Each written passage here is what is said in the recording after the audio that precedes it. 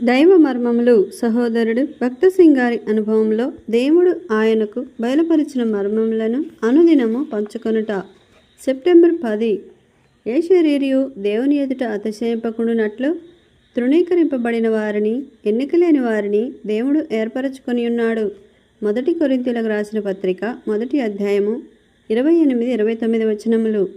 దేవుడు నిన్నే రీతిగా మార్చనయున్నాడో ఎరిగియున్నాడు. అందువల్లనే ఆయన నిన్ను వెంబడించుచున్నాడు. నిత్యత్వమునకు నిన్ను తన జత పనివానిగా చేయగోరుచున్నాడు. దేవుని రక్షణ కొరకై కీర్తనల గ్రంథకర్తకున్న కోరిక ఒక ప్రార్థనా రూపంలోనున్నది. ఓ ప్రభువా, నన్ను నీవు ఏర్పరచుకొనిన పాత్రగా చేయము అని ప్రార్థించుచున్నాడు. అట్లు ప్రార్థించుటకు గల కారణమును 5వ వచనములో నేను నీవేర్పరచుకొనిన వారి క్షేమమును చూచినట్లు అని చెప్పుచున్నాడు. నేనొకప్పుడు ఒక ఇంటికి వెళ్ళియుంటిని. అక్కడ గోడ బల్ల మీద ఎంతో అందమైన రంగుల చిత్రములు వేయబడిన వస్తువులు ఎన్నియో ఉండెను. ఇవి ఏమి అని ఇంటి యజమానిని అడిగితిని. అవి గ్రుడ్డు గుల్లలేనట.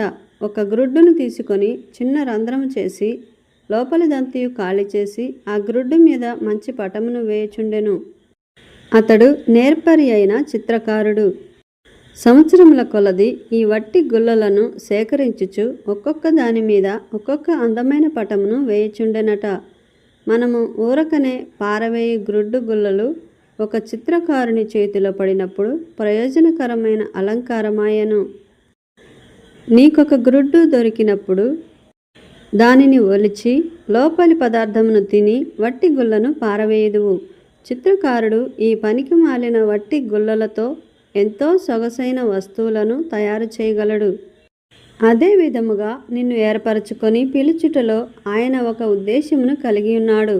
నీవు పాపము వలన నాశనమై వికార రూపము కలిగి ఉన్నప్పటికీ మానవులు నీ ముఖముపై పాపపు మరకలను తప్ప మరొకటి చూడలేకపోయినప్పటికీ దేవుడు నిన్ను ఏర్పరచుకొని ఉన్నాడు. దేవుని వాక్యములో మనము మురికి గుడ్డలు, ఎండుగడ్డి, వాడిపోయిన పువ్వులు, ఎండిపోయిన ఆకులతో పోల్చబడి ఉన్నాము. దేవుని దృష్టిలో మనం ఇలాగే ఉన్నాము. అయినను ఆయన మనలను ఏర్పరచుకొనెను. తన ఘనత మహిమ వెల్లడి చేయునట్టి పాత్రలుగా నిన్ను నన్ను చేయవలెనని ఉన్నాడు. ఆ కార్యము దేవుడు మాత్రమే చేయగలడు, మానవుని తరము కాదు.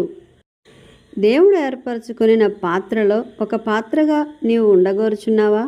నీవు ఆయన యొద్దకు వచ్చి సంపూర్ణముగా ఆయనకు లోబడినచో నిత్యత్వమునకు ఆయనకు పనికి వచ్చు ఒక పాత్రగా నిన్ను చేయును.